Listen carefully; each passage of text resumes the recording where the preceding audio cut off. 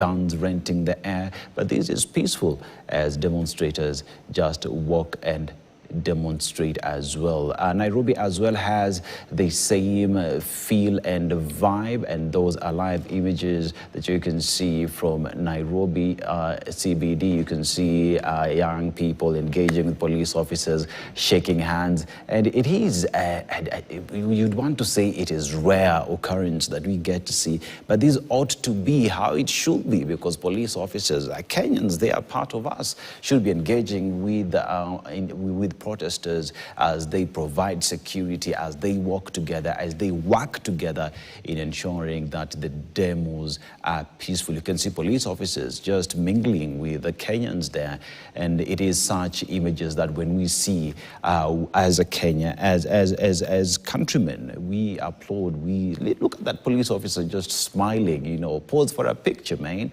Let's take a selfie. These are images that then sends forth the Kenyanness, the patriotism that there is. But remember, these are demonstrators, a clear departure from how the situation has been previously. This is close to Central Police Station. This is that bridge that goes all the way to Central Police Station towards University of Nairobi. And these are images that we see, including an individual there, Kenya's bold newspaper, right there, communicating with the public.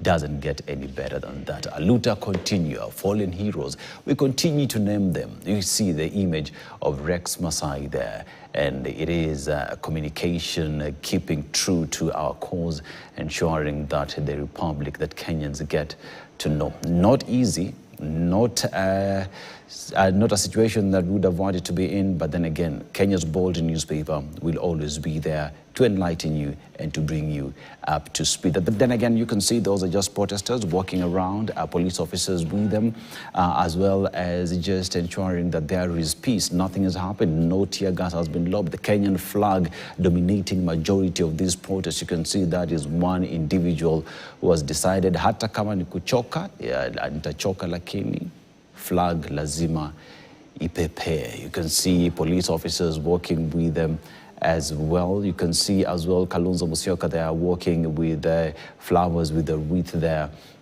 saying that he wants to head to Parliament and lay that wreath of flower in commemoration of Kenyans who were shot and died outside Parliament in last year's Gen Z protest, that is 2024, during the Reject Finance Bill 2024 protest that saw Kenyans overrun Parliament.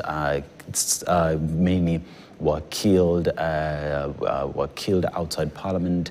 We also have others who were shot and killed as they were walking outside Parliament. And these are the opposition leaders with flowers draped in the Kenyan flag as they leave the Holy Family Basilica heading towards Parliament. Let's just see how that will proceed, because we know that Parliament, as we speak right now, has been totally cordoned off. We've seen extra security measures put in place. We talk about the razor barbed wire that has been erected along Parliament Road by security officers. All these, as had been said earlier, that protected areas would be totally secured and cordoned off with regard to ensuring that these areas, these spaces are protected. But nonetheless, let's just see how this will go. Police officers, this is a police lorry there with police officers ahead.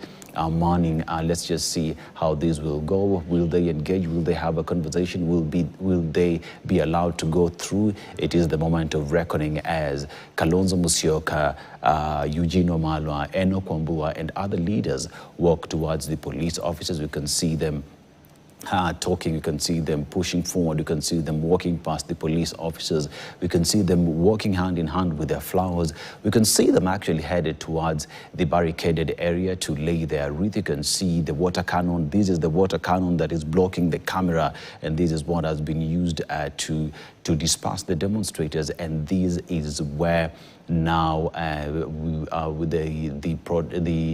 opposition leaders will be at to lay their wreath. We see now police officers are now forming that wall between them and the barbed wire, perhaps having a conversation with police officers on the next course of action, because as you've said, our security has been heightened. That barbed wire that has been erected there is to deter any would-be protesters from accessing Parliament, which is regarded as a protected area. Kalonzo Musyoka and opposition leaders and other Kenyans as well, just with flowers draped in Kenyan flag, walking towards Parliament. Kalonzo saying that would be so that they lay the wreath of flowers outside Parliament in commemoration of Kenyans who were shot and killed in 2024 during the Reject Finance Bill 2024 protest that saw Kenyans overrun Parliament during that time. You can see that is the razor barbed wire fence pretty much that has been laid there, that has been put there to protect Parliament buildings. And as you can see, that is flowers are finally being laid there. Police officers hand in hand with Kenyans in laying these flowers, offering security, but then again not causing any mayhem. You can see this is a police uniform, a police officer right there in police uniform. You can see allowing Kenyans to mingle with them, allowing Kenyans to lay their flags, a total departure from the way it has been before. And all these, as you look at it, if you just remember, Kenyans are doing this in remembrance of fellow Kenyans who died as they pushed that they be heard, who pushed that according to the Constitution, public participation that was taking place, that they participated in Finance Bill 2024. They were not heard. Members of Parliament went ahead and passed that bill to be an act of Parliament, and they rejected that. But as you can see, Kenyans in white t-shirts, Kenyans draped in flags, Kenyans with flowers sending a message forward. We are here to remember our fallen soldiers. We are here to say we shall never forget. And this is a departure from how it has been before. Kenyans have been allowed to mingle with police officers. I think that is Rigathi Gachagua, if I'm not wrong, who is working together with Kalonzo Musyoka.